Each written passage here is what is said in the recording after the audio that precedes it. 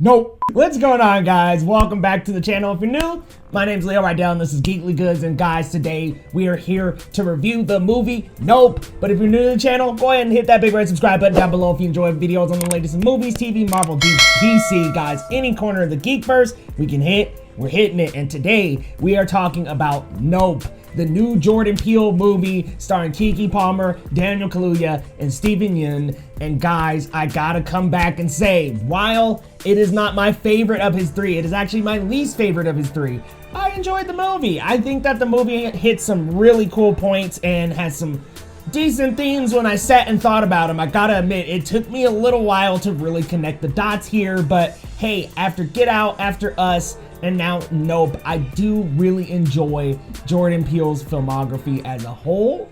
Like I said, this isn't my favorite one, but let's dive into things that really work in this movie. And look, Keke Palmer and Daniel Kaluuya, so good together. I love their characters, and I really like the comedic banter that they share. I like the sibling energy that they give off. I think it's so fun and so funny. It really sets up a more lighthearted feeling before the creepy things start happening. So I like their energy. I like the two of them together, man. Keke Palmer absolutely is just steals the show sometimes. I mean, she's great in this movie. Really helps me just like kick back, laugh before the creepy things start happening. Steven Yeun is good as well, but there's just some really creepy things that happen in this movie. I really liked it. The more I think about it, the more I enjoyed that movie.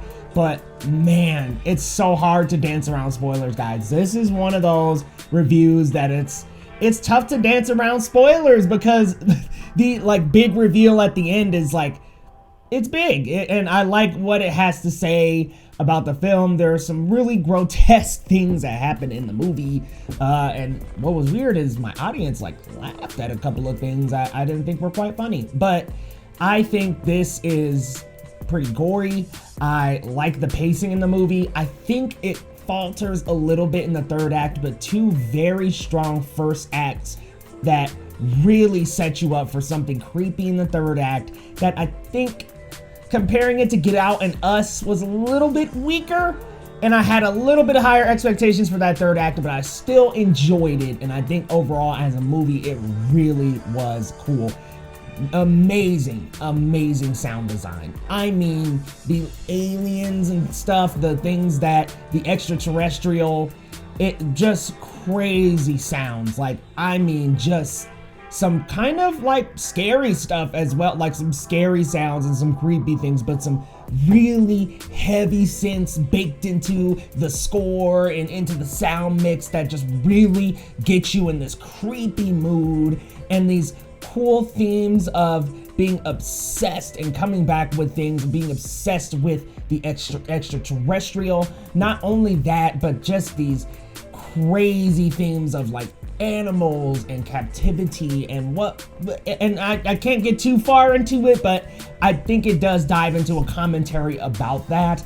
And it did take me a minute to connect the dots, as I was saying earlier. It's a little heady, and I was a little confused with some things and some things that are included in the film. But all in all, after I had a little conversation with some of the people over at Allied, shout out to my man Dan, the conversation with some of them about this movie, it did help me realize what it was trying to say. And while it doesn't have as heavy of social commentary as Us or Get Out, I do think that the commentary that it does say is important. And like I said, not as easy to connect the dots as the other two for me. Us is even pretty complex, but Get Out was pretty easy to follow. Us, once I thought about it, easier to connect the dots. Here, it did take me a minute as well. But let's talk about some things that didn't quite work for Nope. And I gotta say, for me, there's not enough screen time with Steven Yeun.